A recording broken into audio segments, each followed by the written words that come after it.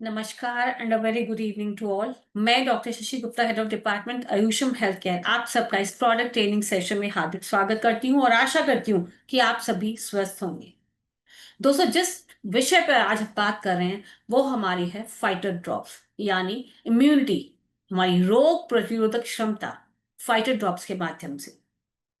आप सबने देखा होगा कि हम दुनिया का बेस्ट खाना खाते हैं, घर का खाना खाते हैं, लेकिन परिवार में अगर बच्चे हों तो हम देखते हैं कि एक बच्चा ज्यादा स्ट्रांग होता है एज कंपेयर टू अदर। खाना तो हमारा सेम था, एक ही खाना एक ही चूल्हे पे पका था, लेकिन उसका जो प्रभाव था वो अलग अलग था।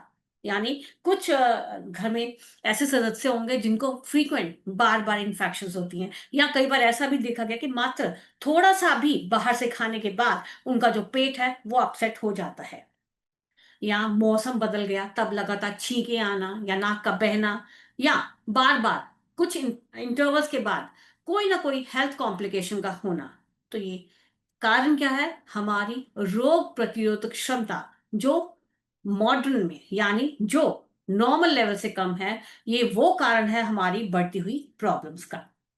अब अगर हम इम्यूनिटी होता क्या है? वो होता है हमारी रोग प्रतिरोधक क्षमता, यानी हमारी जो बॉडी है किस रूप में, कैसे सर्कमस्टांसेस के अंदर उन कारणों से लड़ती है, उसको कहते हैं इम्यूनिटी। अब हिंदी और इंग्लिश दोनों में मैंने कैप्शंस में दिखाया है। तो अगर बात करें प्रतिरक्षा यानी हमारी इम्यूनिटी, वो है कि बाहरी कारण यानी रोग को पैदा करने वालों का जो कारण है उनका प्रतिरोध करने की जो बॉडी की क्षमता होती है उसे हम इम्यूनिटी कहते हैं। अब ये कारण कौन से हो सकते हैं? ये बैक्टीरिया भी हो सकते हैं, ये वायरस भी हो सकते हैं, ये कोई और भी कारण भी हो सकते हैं, कोई टॉक्सिक सब्सटेंस भी हो सकता है। तो ये इम्यूनिटी यानी रोग प्रतिरोधक क्षमता ऐसी है जो रातों रात नहीं बनती, जो समय के साथ साथ उच्च खान पान या अच्छा लाइफस्टाइल अडॉप्ट करने के बाद हमारी बॉडी में तैयार होती है। अब ये दो तरह की होती है, एक होती है कि बाय बर्थ जो हमें मिलती है अपने पेरेंट्स से, उसे कहते हैं इननेट। और एक होती है कि हम लाइफ में एक्वायर करते हैं। जैसे आपने देखा होगा कि आजकल जैसे चिकन पॉक्स, मीजल्स, इस तरह की जो बच्चों को इश्यूज प्रभावित करते हैं, तो एक बार होने के बाद उसमें लाइफ लॉन्ग इम्यूनिटी बनी रहती है। तो ये क्या है? ये है एक्वायर्ड इम्यूनिटी, यानी जो हमने अर्जित की है अपने लाइफ स्पैन में। अब आपने देखा भी होगा जब भी कोई इशू आता है तो फीवर्स यानी बुखार शुरू हो जाता है। अभी मौसम भी ऐसा है तो बुखार भी हम देख रहे हैं कि वायरल इन्फेक्शंस कई तरह के फैले हुए हैं जिससे फीवर्स आना स्वाभाविक है। लेकिन आपने ये भी देखा होगा कि जिन लोगों को फीवर्स आता है तो एक दो दिन के बाद वो ऑटोमेटिकली सबसाइड कर जाता है। लेकिन कई बार ऐसा भी देखा गया कि ये फीवर काफी दिनों तक बना रहता है। पर हम अवेयरनेस के न होते हुए हम उस फीवर को दबाने का प्रयास करते हैं। वास्तव में बुखार का आना, फीवर का आना, ये इंडिकेट कर रहा है कि हमारी बॉडी के जितने भी सेल्स हैं वो बाहरी कारणों से लड़ रहे हैं, और उस लड़ाई के दौरान हमारी बॉडी का जो टेम्परेचर राइज होता है उसे फीवर कहते हैं। लेकिन हम अनावश्यक जो मेडिकेशंस है उनके माध्यम से उसको दबाने का प्रयास करते हैं। तो फीवर्स कोई बीमारी नहीं है, ये इंडिकेशन है आपकी बॉडी की डिफेंस सिस्टम का। अब अ, जब बुखार एक दो दिन रहता है तो हम ऑटोमेटिकली अपने आप सबसाइड कर जाता है, तो हम कहते हैं कि जो बाहरी कारण था जिसकी वजह से वो लड़ाई हुई हमारे नॉर्मल सेल्स में और कारण में, तो वो जो कारण था वो वीक था, कमजोर था, तभी वो आगे नहीं बढ़ पाया और हमारा जो फीवर है वो सबसाइड कर गया। लेकिन कभी कभी जो फीवर लंबे समय तक बना रहता है उसका मतलब हमारी बॉडी की इम्यूनिटी कंपैरेटिवली कम है। हमारा जो कारण है बाहर से इन्वेड, जो कारण है बैक्टीरिया है या वायरस है या कोई भी टॉक्सिक सब्सटेंस है, उसकी जो पावर है वो ज्यादा है, जिसकी वजह से वो प्रॉब्लम अभी तक एग्जिस्ट कर रहा है। इसलिए इम्यूनिटी हमारी बॉडी के यानी हमारी जो नेचुरल कैपेसिटी है बीमारियों को फेस करने की, उनकी जो लड़ने की, उसे कहते हैं इम्यूनिटी, यानी हमारी रोग प्रतिरोधक क्षमता। अब आपने देखा होगा फ्रीक्वेंट कई बार कुछ लक्षण ऐसे होते हैं जो हमारे इंडिकेट करते हैं हमारी वीक होती इम्यून सिस्टम को, जैसे लगातार उच्च तनाव स्तर का बने रहना। कारण नहीं होता लेकिन फिर भी हम अनड्यू प्रेशर किसी चीज को लेकर डालते हैं, हाई स्ट्रेस लेवल्स बनाए रखते हैं, वो भी इंडिकेट कर रहा है हमारी कमजोर होती इम्यून सिस्टम का। साथ साथ कुछ बार ऐसे भी होता है कि घाव भरने में समय लगता है, यानी घाव बहुत धीरे से भरते हैं, या समय रहते रहते हमें कई तरह की डाइजेस्टिव प्रॉब्लम्स होती है, जिसको मैं और अपनी अगली स्लाइड में भी डिस्कस करना चाहूंगी। या लगातार बाल झड़ने की समस्या। अब हेयर लॉस की तो अक्सर हम सब लोग, हमारी ईटिंग हैबिट्स, हमारा लाइफस्टाइल ऐसा है कि हम लोग प्रभावित हैं, लेकिन ये कारण हमारी इम्यूनिटी को कम करने में हेल्प कर रहे हैं। या खून की कमी, जिसे हम अनीमिया कहते हैं, वो भी एक कारण है। या लगातार थकावट का बने रहना, बार बार इंफेक्शंस, रेस्पिरेटरी इंफेक्शंस, लगातार छींके, नाक से पानी आना, आंखों से पानी बहना, या बार बार चेंज ऑफ सीजन में कफ खांसी का बना रहना, ये इंडिकेट कर रहा है इम्यून सिस्टम का वीक होते हैं। या फ्रीक्वेंट एलर्जी, स्किन एलर्जीज भी हो सकती हैं, या किसी भी तरह की एलर्जीज जो स्किन पे विजिबल भी नहीं होती, जैसे ड्राई खुजली होती रहना, तो ये भी इंडिकेट कर रहा है हमारी कमजोर होती हुई इम्यूनिटी को, या हमारी रोग प्रतिरोधक क्षमता को। अभी एक्चुअली में रोग प्रतिरोधक क्षमता जो होती है क्या होती है, देखिए जैसे हमारी हर कंट्री की अपना अपना डिफेंस सिस्टम होता है। जल सेना अपना काम करती है, थल सेना अपना काम करती है, वायु सेना अपना काम करती है। ऐसे ही हमारी बॉडी भी कि जो डिफेंस सिस्टम है वो अपना अपना काम करते हैं। और डिफेंस को प्रोवाइड करने के लिए हमारी जो बॉडी की जो इम्यूनिटी प्रोवाइड करने वाले आरबीसी हैं, जो लाल कण कहते हैं, डब्ल्यूबीसी यानी जिसे हम श्वेत कण कहते हैं, और हमारे प्लेटलेट्स हैं, अपना अपना काम बखूबी से करते हैं। तो तीनों का दुरुस्त रहना बहुत जरूरी है अपने शरीर की रक्षा के लिए, अपनी रोग जो प्रतिरोधक क्षमता यानी अपनी इम्यूनिटी को बनाए रखने में। अब कुछ ऐसे वार्निंग साइंस भी होते हैं, यानी इंडिकेशन देते हैं कि हमें जरूरत है मेडिकल इंटरवेंशन की। यानी कुछ हमें लक्षण प्रतीत होते हैं कि हमारी इम्यूनिटी वाकई में ही कॉम्प्रोमाइज हो चुकी है, जिसकी जरूरत है हमें किसी मेडिकल एडवाइस की। जैसे लगातार स्टमक के इश्यूज बने रहना, कभी तो दस्त लगे रहना, खाने के तुरंत बाद टॉयलेट जाना, या थोड़ा सा खाने के बाद अफारे का आना, या अत्यधिक कॉन्स्टिपेटेड रहना। तो ये फ्रीक्वेंट, कभी नॉर्मल थे कभी कॉन्स्टिपेटेड हुए, कभी नॉर्मल है कभी लूज मोशन लग गए, तो ये इंडिकेट कर रहे हैं स्टमक इश्यूज को। स्टमक इश्यूज यानी आपकी बॉडी की जो डिफेंस सिस्टम उस पे होने वाले अटैक। या कुछ ऐसे एपिसोड्स हैं कोल्ड के जो 10 दिन तक होता है, उसके बाद नॉर्मल रहता है, लेकिन फिर शुरू हो जाता है। यानी ये रीअकरिंग एपिसोड्स हैं, जैसे आजकल हम देख रहे हैं, जिनके घरों में छोटे बच्चे हैं वो भी अक्सर देख रहे हैं कि बार बार बच्चों को 10 दिन के बाद फिर दोबारा से ये अटैक आने शुरू हो जाते हैं। बार बार सर्दी लगती है, गले में खराश रहती है, लगातार छींकें आती है। तो ये इंडिकेट कर रहे हैं उसकी कमजोर होती हुई रोग प्रतिरोधक क्षमता को।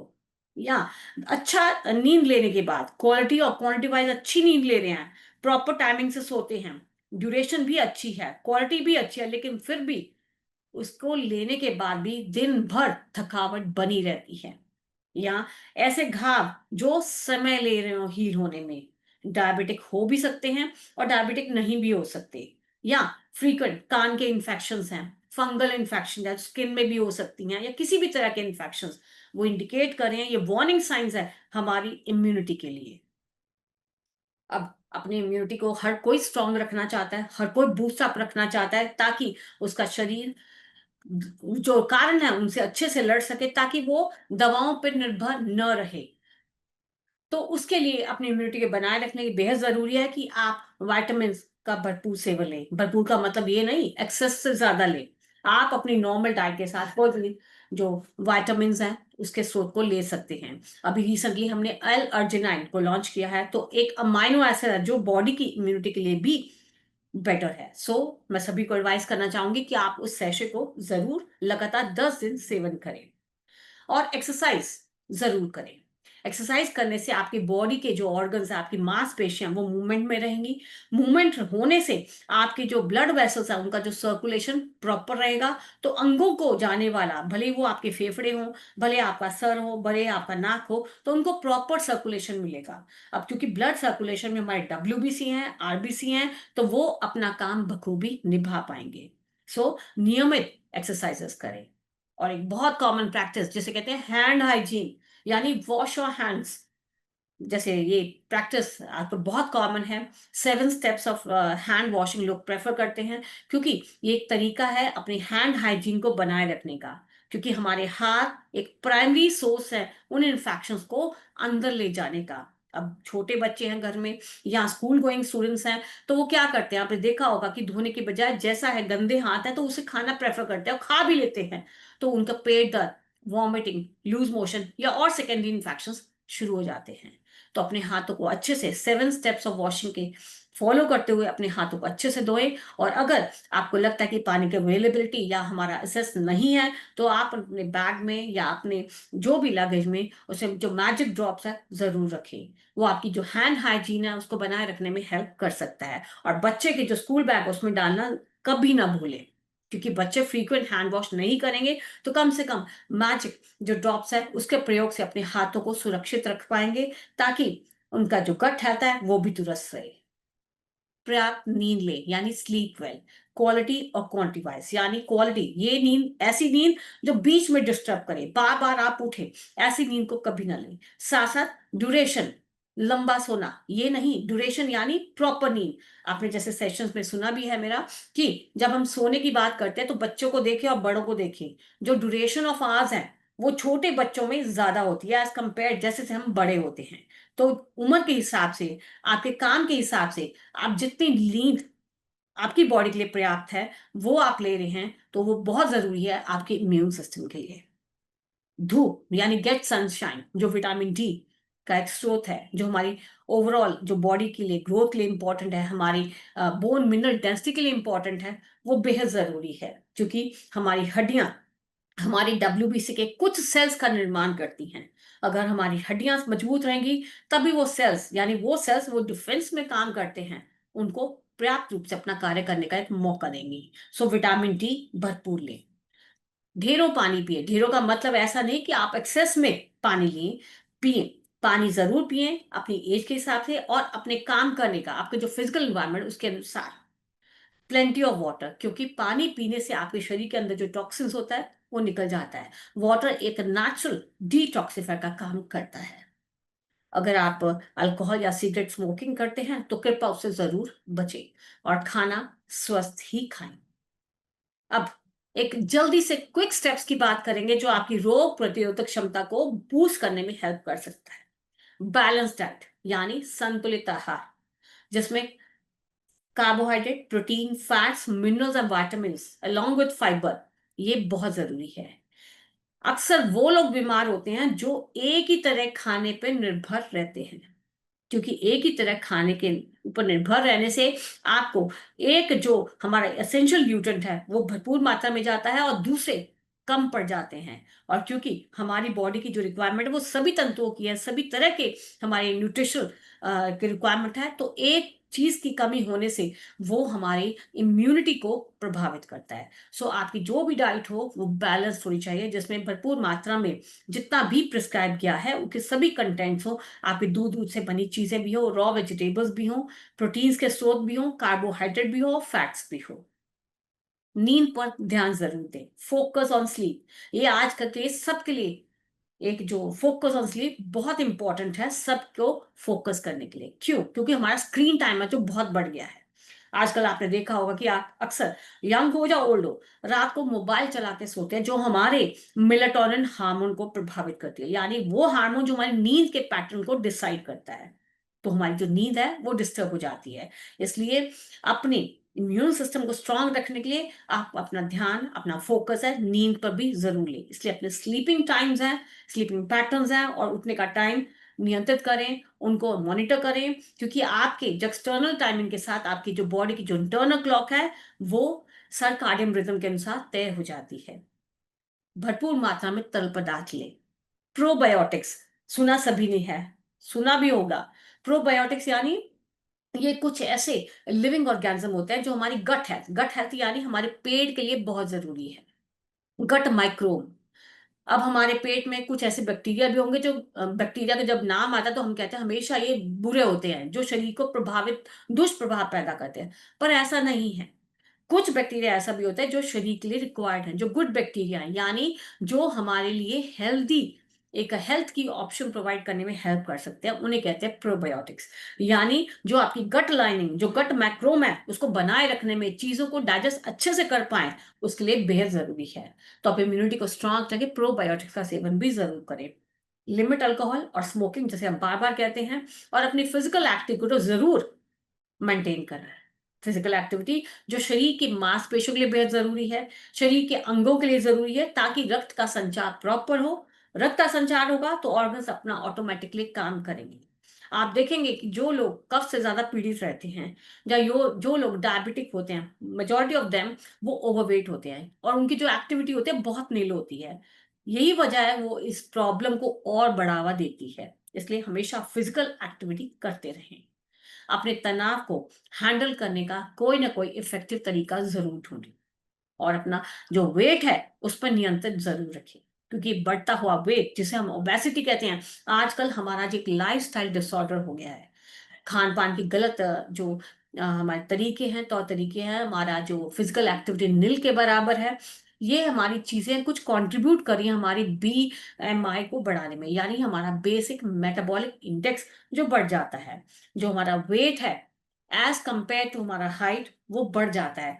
और ये बढ़ता हुआ वेट कई बीमारियों का कारण भी बन जाता है, और आफ्टर ऑल वो हमारी इम्यूनिटी को ही प्रभावित करता है। इसलिए अपना जो हेल्थी वेट है उसको बनाए रखें। अपना जो वेट है, आपका हाइट और आपकी एक्टिविटी के अनुसार मेंटेन रहे। गुड हाइजीन, हैंड हाइजीन, तो जैसे 7 स्टेप्स ऑफ वॉशिंग मैंने बताया, उसके साथ साथ आप अपनी पर्सनल हाइजीन को भी बनाए रखें। साथ साथ जो भी टीकाकरण प्रोग्राम चल रहे हो, जो वैक्सीनेशन की प्रोग्राम चल रहे हो, उसे आप अपने आप को हमेशा अपडेट रखें। अब जनरली हम बात करें तो हम अपनी इम्यूनिटी कैसे बढ़ा सकते हैं, कैसे बनाए रख सकते हैं, या कैसे बढ़ा सकते हैं, तो मैं यही कहूंगी कि सबके लिए एक आयुर्वेदिक इम्यूनिटी बूस्टिंग ड्रॉप है, जिसे हम कहते हैं फाइटर ड्रॉप। फाइटर जैसे कि नाम इंडिकेट कर रहा है, फाइटर यानी रोगों से लड़ने की जो हमें शक्ति प्रदान करे। जो आउटसाइड जितने भी हमारे कारण हैं, बैक्टीरिया है या टॉक्सिन्स हैं या वायरसेस हैं, उनसे लड़ने की जो कैपेसिटी हमारी बॉडी की देता है, जो इम्यूनिटी हमारी बॉडी को बनाता है, वो है हमारा इम्यूनिटी, जो Ayurvedic immunity fighter boosting drop, जिसे हम कहते हैं फाइटर ड्रॉप्स। अगर आप इनको इंग्रेडिएंट्स को पढ़े तो जो नॉर्मल इंग्रेडिएंट मैंने अपने स्लाइड पे भी मेंशन किया, और हर का जो रोल है वो भी डिपिक्ट किया है। जैसे सबसे बड़ा रोल है तुलसी का। तुलसी जब बुखार होता है हम लोग पीते भी हैं, हम लोग खाते भी हैं। तो कैसे कहते हैं ना कि तुलसी में ज्वर नाशक और श्वेत नाशक गुण होते हैं, यानी जब आपकी बॉडी किसी भी कारण से लड़ रही होती है तो अत्यधिक मात्रा में वहां पे इन्फ्लेमेशन होती है, सूजन होती है, और बॉडी का टेम्परेचर बढ़ जाता है। और उस लड़ाई के दौरान कुछ हमारे सेल्स भी क्षतिग्रस्त हो सकते हैं, और आने वाले जो कारण है वो भी डैमेज हो सकता है। तो उस दरमियान हमारा बॉडी टेम्परेचर बढ़ जाता है। तो तुलसी पसीना लाने में हेल्प कर सकता है। वो बुखार, जो टेम्परेचर हमारी बॉडी का बढ़ा हुआ है, उस तापमान को सामान्य करने में हेल्प कर सकता है। अब ध्यान दीजिए इस बात पे, ये हमारे बढ़े हुए तापमान को कम करने में हेल्प करेगा, लेकिन वो कारण पे नहीं काम कर रहा। आपको अभी मैंने जैसे बताया कि फीवर है, जो वो बीमारी नहीं है, वो आपकी रोग प्रतिशोधक क्षमता है, उसका एक सूचक है, वो इंडिकेटर है। इसलिए जरूरी है तुलसी के बारे में भी जानना। तो एक ज्वर नाशक कैरेक्टर्स रखता है। हल्दी है जो हमारा इम्यूनिटी को बढ़ाने में, जैसे आजकल सर्दी शुरू होने वाली है, चेंज ऑफ सीजन है, सर्दी, खांसी और सीने में जकड़न यानी रेस्पिरेटरी इश्यूज ज्यादा प्रभावित करते हैं। तो हल्दी का जो एक्टिव इंग्रेडिएंट है वो कुरकुमिन है, जिसमें ये सूजन रोधी गुण पाए जाते हैं। क्योंकि ज्यादातर मैक्सिमम लोगों को जो रेस्पिरेटरी इश्यूज आते हैं वो उनके रेस्पिरेटरी पैसेज के संकुचन की वजह से आते हैं। यानी जो हमारी रेस्पिरेटरी ट्रैक होता है वो वाइड होता है, लेकिन एलर्जीज की वजह से, कारणों की वजह से वहां पे सूजन होने से वो फूल जाता है, जिससे वो पैसेज संकरा हो जाता है। तो ऑक्सीजन जो मात्रा है वो जो हमारे फेफड़ों को जा रही है वो कम हो जाती है, जिसकी वजह से पर्याप्त न ऑक्सीजन मिलने की वजह से हमारी जो खांसी है, जकड़न है, वो शुरू हो जाती है। तो हल्दी में वो कैरेक्टरिस्टिक फीचर है जो उस सूजन को, यानी उस इंफ्लेमेटरी कारणों को कम करने में आपकी हेल्प कर सकती है। इलायची है और दालचीनी है, इन दोनों में एंटीऑक्सीडेंट कैरेक्टर्स रखने वाले जो तत्व मौजूद हैं। एंटीऑक्सीडेंट यानी ये ऐसे तत्व जो शरीर में जमा हुई जो टॉक्सिन्स हैं, जो फ्री रेडिकल्स हैं, उनको निकालने का काम करेंगे। क्योंकि अक्सर मैं एग्जाम्पल से भी समझाती हूँ कि हमारी बॉडी की जितनी भी सेल्स हैं, हर सेल एक घर के बराबर है, और हर सेल में कुछ ना कुछ एक्टिविटीज होती रहती हैं, और वहां गंदगी भी जमनी स्वाभाविक है। अगर उस गंदगी को नहीं समय रहते नहीं निकाला गया तो वही जमा होकर आगे जाके बीमारी का कारण बन जाती है, चाहे वो कैंसर ही क्यों ना हो। तो इलायची और दालचीनी ये एंटीऑक्सीडेंट्स प्रॉपर्टीज रखते हैं, जिसमें वहां पे चय उपचय के दौरान बनने वाले कुछ घटक जो फ्री रेडिकल जिसको टॉक्सिन्स कहते हैं उनको निकालने में हेल्प कर सकती है। साथ साथ इसमें सौंठ है। सौंठ जब हम घर में होते हैं तो अक्सर घर में बुजुर्ग कहते हैं ना कि अगर किसी को डाइजेस्टिव इशू हो तो आप अदरक की फांक को या सौंठ को थोड़ा सा नमक लगाकर चाट लो, तो वो आपके डाइजेस्टिव सिस्टम को और बढ़ावा देती है, यानी उसको और स्ट्रांग बनाती है, जो वजन घटाने के साथ साथ आपके पाचन को दुरुस्त रखेगी, ताकि आपके जो कारण है, जो किसी भी कारणवश आपके पेट में चले गए हैं आपके खाने के तरीके से या अनहाइजीनिक वे से, तो वो उसको अच्छे से डाइजेस्ट कर पाए, ताकि वो अपनी जो बीमारी का कारण न बने। तो ये इनके इंपॉर्टेंट घटक हैं जो फाइटर ड्रॉप्स का एक पार्ट है। अब अगर इंडिविजुअली अगर हम बेनिफिट्स की बात करें तो ये बेनिफिट हमारा फाइटर ड्रॉप्स हमारे शरीर में जाने के बाद ये बेनिफिट कैसे करता है उसके बारे में जानना बहुत जरूरी है। सबसे पहले इसकी मैजिकल कैपेबिलिटीज होती हैं, ये माइंड को, बॉडी को और सोल को हील करने में एक सूदिंग, एक फीलिंग देता है, एक पॉजिटिविटी जनरेट करता है। दूसरा है कि हमारे ये इम्यूनिटी सेल्स, जैसे कि बताया मैंने कि हमारी जो रोग प्रतिरोधक क्षमता को तय करने वाले सेल्स हमारे डिफेंस सेल्स हैं, यानी वो WBC हैं। अब हमारी जैसे जो हमारी नेशनल जो सिक्योरिटी है उसमें जल सेना, थल सेना, वायु सेना है, ऐसे ही हमारी WBC के अंदर टी सेल्स हैं, मैक्रोफेजेस हैं, किलर सेल्स हैं, डेंड्राइटिक सेल्स हैं, और तरह के सेल्स हैं जो अपना अपना काम करते हैं। अब टी सेल क्या करता है, ये उस हमारे जो नॉर्मल सेल जिसके अंदर वो कारण, वो बैक्टीरिया, वो वायरस चला गया है, उस इन्फेक्टेड सेल को डिस्ट्रॉय करने का काम करते हैं। कैंसर है, वो भी एक सेल है जिसके अंदर कारण चला गया है, तो उसको भी डिस्ट्रॉय करने की क्षमता रखता है। एक्चुअली में टी सेल्स हमारी अस्थियों की मज्जा में बनते हैं, लेकिन मैच्योर कहाँ होते हैं, हमारे गले में, हमारे थाइमस सेल्स में, हमारे थाइमस ग्लैंड में। इसलिए अपनी बोन हेल्थ को दुरुस्त जरूर रखें। पर्याप्त मात्रा में जो विटामिन डी उसको जरूर लें, ताकि आपकी हड्डियां स्ट्रांग हो, ताकि आपके अंदर उसके अंदर बनने वाले टी सेल्स भी पर्याप्त रूप में बनते रहें। तो टी सेल्स के बेहद जरूरी है कि वो इन्फेक्टेड सेल उस कारण जो उसके अंदर है उसको डिस्ट्रॉय करेंगे, तो उसके लिए आपको ओवरऑल आपकी हेल्थ पे फोकस करना होगा। अभी क्या, मैक्रोफेजेस जिसे हम कहते हैं भूतिया सेल्स, ये वो सेल्स हैं जो आने वाले कारण को पूरी तरह से निगल जाते हैं।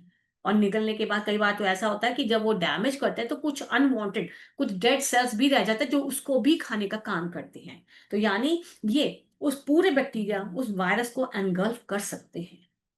तीसरा एक ऐसा ही सेल है जिसे हम कहते हैं किलर सेल, यानी ये एक ऐसे सेल्स हैं जो कारण के, जो कारण है हमारा बैक्टीरिया है या वायरस है या कोई और भी सेल है, उसके सेल की छेद कर देते हैं, यानी परफोरेशन कर देते हैं। उसकी वजह से क्या होता है कि वो अपनी इंटीग्रिटी नहीं मेंटेन कर पाता, तो वो ऑटोमेटिकली वो कारण डाई आउट हो जाता है। फिर ऐसे डेंड्रियाटिक सेल्स हैं जो उस कारण को कैप्चर करते हैं और लिम्फ नोड्स तक ले जाते हैं। तो ये कई तरह के सेल्स हैं, उनमें से मात्र मैंने कुछ ही डिस्क्राइब किए हैं जो अपना अपना रोल प्ले करते हैं। इस तरह से जो फाइटर ड्रॉप्स है वो आपकी इम्यूनिटी को बनाए रखने में हेल्प कर सकता है। साथ साथ आयरन की रिचनेस है जो हमारे लाल कणों के लिए बेहद जरूरी है, क्योंकि आपकी RBC लाल कण आपके अंगों को ऑक्सीजन यानी ब्लड का सर्कुलेशन प्रोवाइड करते हैं। और लाल कण में हीमोग्लोबिन होता है जो आपके आयरन से जुड़ा हुआ होता है। तो फाइटोड्रॉप्स आपकी बॉडी को एक आयरन का जो स्रोत है वो भी प्रोवाइड करता है, जिससे आयरन के साथ आपका हीमोग्लोबिन बाइंड हो और ऑक्सीजन बाइंड होके आपके अंगों तक जाए, तो प्रॉपर सर्कुलेशन मिलेगा, तो प्रॉपर आपकी हेल्थ बनी रहेगी। विटामिन सी का भी स्रोत है जो आपकी WBC की प्रोडक्शन को इंक्रीज करेगा, यानी आपकी रोग प्रतिरोधक क्षमता को बढ़ाने का हेल्प कर सकता है। इसमें सौंठ है जो डाइजेस्टिव एंजाइम्स को सेक्रीट करता है, जो जो कारण है उनको पचाने में हेल्प हो सकता है। फिर इसमें एंटीऑक्सीडेंट्स हैं जो फ्री रेडिकल्स, जो टॉक्सिन्स हैं, उनके प्रभाव को नष्ट करने की कैपेसिटी रखता है। और एक और कैरेक्टरिस्टिक फीचर है कि ये बायोफिल्म फॉर्मेशन में हेल्प करता है। बायोफिल्म, बायो का मतलब लिविंग, फिल्म का मतलब एक दीवार, जो एक सेल के सराउंडिंग एक ऐसी दीवार खड़ी कर देता है, जब कोई भी सेल जिसमें इंफेक्शन हो उस सेल के इर्द गिर्द एक बायोफिल्म बन जाती है, यानी एक बाउंड्री वॉल बन जाती है, ताकि वो एडजसेंट जो सेल्स हैं उनको प्रभावित न करे। और फिर बायोफिल्म फॉर्मेशन धीरे धीरे वो सेल को जब कारण होता है वो खत्म हो जाता है, तो वो बायोफिल्म ऑटोमेटिकली डिसअपियर हो जाती है। तो ये हमारे बायोफिल्म की वजह से हमारे जो नॉर्मल हेल्दी सेल्स हैं उनको भी बचाए रखने में हेल्प कर सकते हैं। और इसकी खास बात ये है कि किसी व्यक्ति को, किसी भी मेल हो या फीमेल हो, जिसको कोई भी इश्यू हो, जो ऑलरेडी इश्यूज से जूझ रहा हो, जो ऑलरेडी मेडिकेशन में हो, तो आप उसको भी उसकी इम्यूनिटी बनाए रखने के लिए दे सकते हैं। या अगर आप हेल्दी हैं, आपको कोई भी हेल्थ इशू नहीं है, तब भी आप अपनी हेल्थ बनाए रखने, अपनी इम्यूनिटी को स्ट्रांग बनाए रखने के लिए इसका सेवन कर सकते हैं। 1 से 3 बूंदे खाली पेट गर्म पानी में जरूर डालें और इसके बेनिफिट को जरूर अवेल करें। सो इसकी जो डोज है वो 1 से 3 बूंदे हैं। गर्म पानी में खाली पेट जरूर लें। सुबह उठकर जरूर लें, 1 टाइम जरूर लें। और आपने देखा भी होगा, जो लोग हमसे डॉक्टर कॉल पे बात करते हैं, तो हम अक्सर यही कहते हैं कि फाइटो ड्रॉप का सेवन करें। लेकिन कभी कभी क्या है, साइनसाइटिस या कंजेशन की भी प्रॉब्लम होते हैं, तो हम उनको भाप लेने के लिए भी एडवाइस करते हैं। तो आप और बेनिफिट के लिए और इसको कैसे प्रॉपरली केस के अनुसार कैसे इसको डील करना है, तो आप उसके लिए हमें डॉक्टर ऑन कॉल पे जरूर संपर्क करें। बाकी जितनी भी ये इन्फॉर्मेशन है, जितनी भी प्रेजेंटेशन है, वो आपको हमारे यूट्यूब चैनल, फेसबुक पेजेस पे भी अवेलेबल हो सकती है। साथ साथ आपके इस प्रोडक्ट से रिलेटेड कोई भी क्वेरी हो या कोई भी आपको हेल्थ रिलेटेड कोई प्रॉब्लम की बात हो, तो आप मुझे डॉक्टर ऑन कॉल पे भी संपर्क कर सकते हैं। और दिए गए व्हाट्सएप नंबर पे सिर्फ मुझे रिपोर्ट्स या कोई भी डॉक्यूमेंट आपके पास हो तो मुझे व्हाट्सएप कर सकते हैं। लेकिन बात करने के लिए आप मुझे लैंडलाइन यानी 01762534300 पे प्रेस 1 करने के बाद आप मुझसे जुड़ सकते हैं। या और फर्दर डिटेल्स के लिए आप डीआरएम के माध्यम से भी हमसे संपर्क कर सकते हैं। तो आई होप मैंने जितनी भी प्रेजेंटेशन आप सबसे शेयर की है, जितने भी इसके हेल्थ बेनिफिट्स के बारे में आपसे बात की, आप अच्छे से समझे होंगे।